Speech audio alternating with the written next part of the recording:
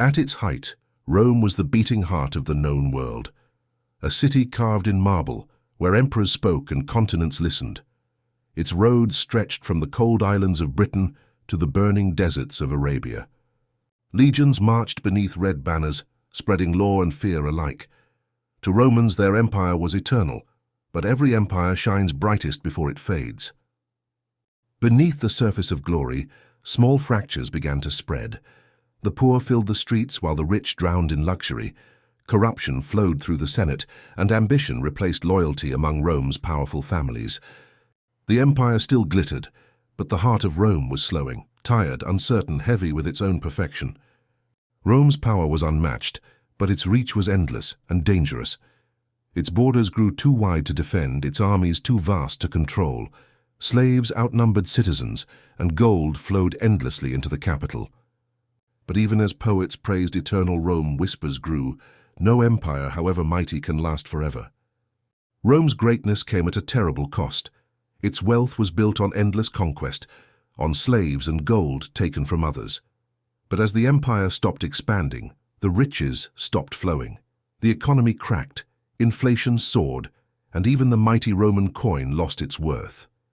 Merchants hoarded goods, soldiers went unpaid, and the people began to lose faith in the empire they once worshipped. Power in Rome became a dangerous game. Senators plotted in shadows, generals bribed armies to seize the throne. In just 1 century, dozens of emperors rose and fell, many assassinated by their own guards. The empire no longer served its people, it served itself. The Roman dream had turned into chaos, ruled by fear instead of strength. As corruption deepened, taxes crushed farmers and trade collapsed. The empire that once built roads across continents could barely feed its own citizens. Famine spread, and rebellions rose like cracks in old marble, silent at first, but unstoppable. The glory that had once united millions was fading into resentment and hunger. Far beyond Rome's shining cities, danger gathered in the shadows. Tribes once kept at bay, Goths, Vandals, and Huns, began to move. They were not mere raiders, but entire peoples seeking new lands, fleeing hunger and war. To them, Rome was both enemy and hope. The empire's borders, once guarded by proud legions, now stood thin and tired against waves of desperation. The Roman army was stretched across thousands of miles. Many soldiers were no longer Romans at all, but hired mercenaries, men who fought for gold, not glory. Their loyalty ended when their pay did. The frontier was breaking, one fortress at a time. And as the borders crumbled, fear began to creep into the heart of the empire itself. Reports from the frontiers grew darker with each passing year. Entire legions vanished in the forests of Germania. Towns burned, trade routes died, and refugees poured across the borders. The barbarians were no longer coming. They were already inside Rome's walls. The empire that once conquered the world now struggled simply to survive it. By the late 3rd century, Rome had become too vast to rule.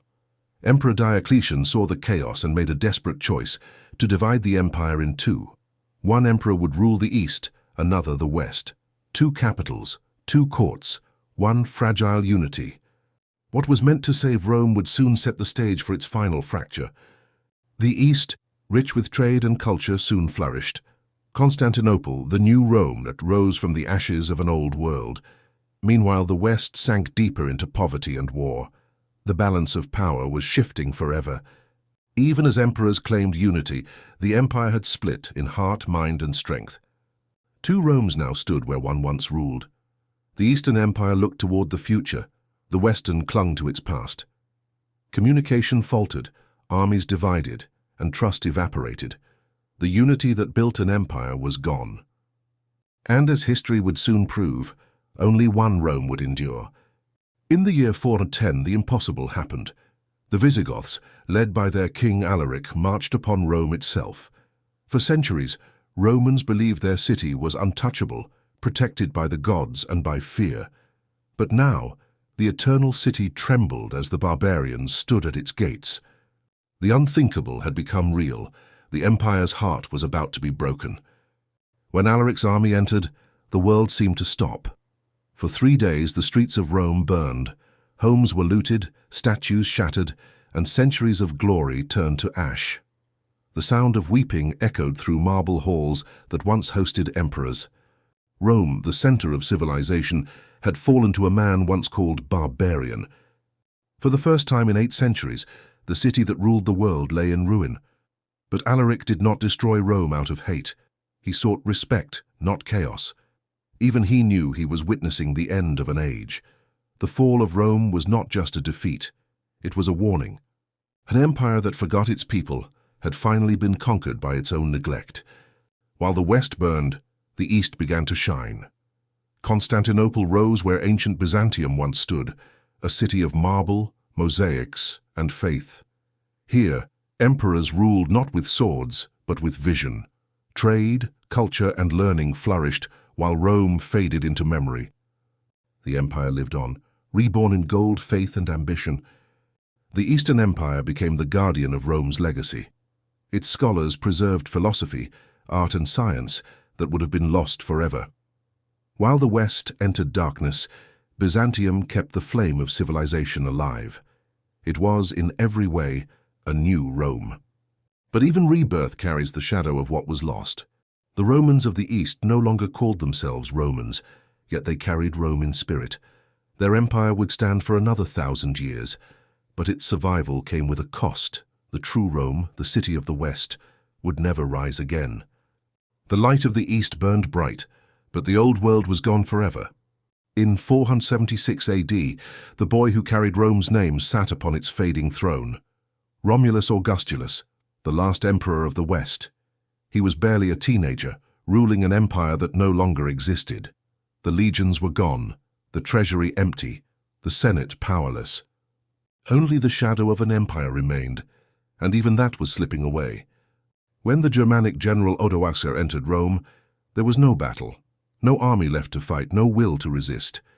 He spared the boy's life, but took his crown, sending it to the Eastern Emperor in Constantinople. Rome's rule had ended quietly, not with fire, but with silence. 1,000 years of history ended in a single gesture of surrender. For the people of Rome, life went on. The market still opened, the temple still stood, but the dream was gone. No emperor, no legions, no destiny. Only memories of greatness, echoing in marble streets now ruled by strangers. The eternal city had fallen, not by force, but by forgetting what made it eternal. Rome had fallen, but its spirit refused to die. Its language shaped half the world. Its laws became the backbone of modern justice. Its roads still guided the paths of nations. Though the empire crumbled, the idea of Rome lived on, in every city that rose from its ashes. What ended in fire was reborn in memory. From the ashes of Rome came the Middle Ages, and later the Renaissance. Artists, thinkers, and kings looked back to Rome for inspiration. Every column, every book, every dream of order and empire, all traced their roots to the eternal city. Rome's fall was not an ending, it was a beginning. Empires rise and empires fall, but ideas endure. Rome taught the world that power fades, yet culture, art, and knowledge can outlast any throne. Every empire since has carried a piece of Rome within it, knowingly or not. And as long as humanity remembers, Rome never truly fell.